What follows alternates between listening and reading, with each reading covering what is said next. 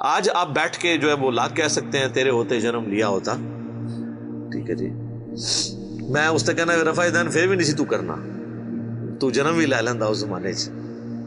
ظاہر ہے جی معاشرے سے ٹکرانا بڑا مشکل کام ہے، بات کرنا آسان ہے نا۔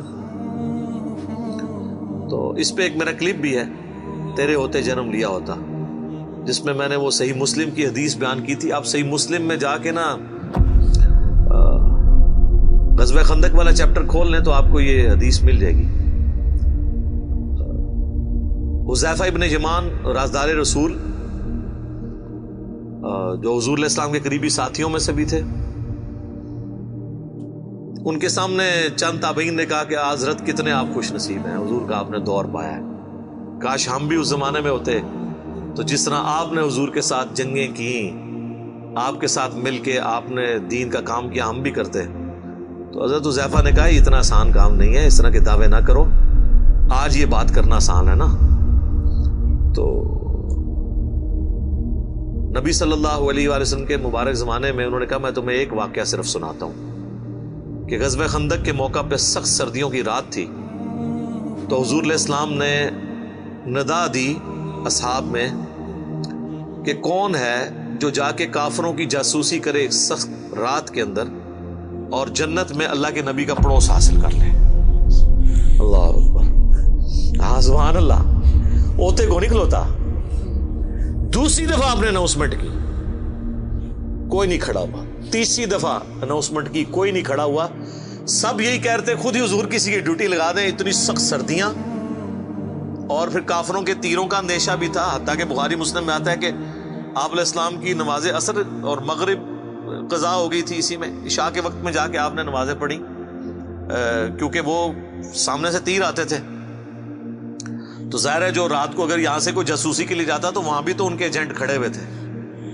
تو 3 دفعہ آپ نے اناؤنسمنٹ کی، چوتھی دفعہ آپ نے فرمایا حذیفہ، تو حضرت حذیفہ کہتے ہیں میں نے دل میں سوچا لو جی اب میں مارا گیا، میری ڈیوٹی لگ گئی۔ اچھا یہ ان کی سچائی تھی، انہوں نے بتا دیا۔ یہاں تو لوگ ایکٹنگ کرتے ہیں نا جی، میں تو آج تک جناب میں تو گل منہ تے کرنا، آج تک کسی بندے نو سنیا جو جھوٹے تے جھوٹے نو بھی وہ کہے ہوئے کہ میں پیچھے گل کرنا، بھی تکیہ کلام ہے کرتے رہو، میں تو منہ تے گل سیدھی کری دی جی۔ اچھا تو حضرت حذیفہ کہتے ہیں کہ حضور نے جب بلایا تو مجھے کہا جاؤ، ان کا میں تو پھر اب انکار تو نہیں کر سکتا تھا، تو حکم آ گیا۔ پہلے تو ایک آپشن بھی تھا بچنے کا، کہتے میں اپنی جگہ سے اٹھا اور میں دل میں سوچ رہا تھا کتنی ٹھنڈ بار، اور اس حالت میں جاؤں گا۔ کہتے ہیں اللہ کی قسم جب میں اپنی جگہ سے اٹھا مجھے یوں لگا مجھے کسی نے نا کوئی کمبل اڑا دیا ہے، نہ نظر آنے والا، اور میں ایک گرم حمام میں داخل ہو گیا ہوں۔ یہ معجزہ ظاہر ہوا۔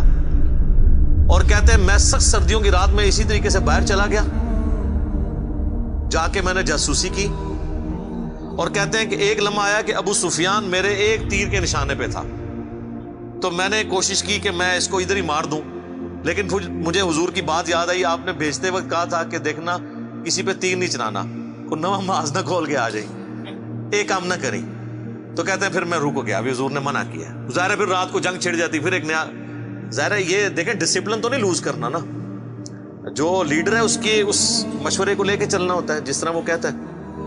کہتے ہیں میں خیر واپس آیا، کہتے ہیں جیسے میں حضور کی مجلس میں داخل ہوا تو یہ تھرو آؤٹ ایک نہ نظر آنے والا ایک گرمائش والا کمبل جو نظر نہیں آ رہا تھا، جس سے مجھے ٹھنڈ نہیں لگ رہی تھی۔ جیسے میں اپنا وہ کام پورا کر کے حضور کو آ کے پوری مخبری کی کہ یہ اس وقت وہ تیر کمان رات کو بیٹھ کے تیز کر رہے ہیں، اتنے لوگ ہیں، اتنے یہ ہیں، آگے حضور صلی اللہ علیہ وسلم کو خبر دی، تو جیسے ہی میں فارغ ہوا تو مجھے پھر ٹھنڈ لگنا شروع ہو گئی، تو حضور علیہ السلام نے اپنی مبارک چادر مجھے اڑا دی۔ تو یہ وہ پوری حدیث ہے تیرے ہوتے جنم لیا ہوتا۔ تو یہ کہنا آسان ہے میرے بھائی، بڑا مشکل ہے۔ یہ غزوہ احد میں بھی یہ وہی لوگ تھے جنہوں نے حضور کے ہوتے ہوئے جنم لیا تھا، لیکن دیکھ لیں 700 میں سے صرف 80 بندے حضور کے ساتھ رہ گئے تھے، اور جب بھگدڑ مچی اس وقت تو 80 بھی نہیں تھے، 12 تھے۔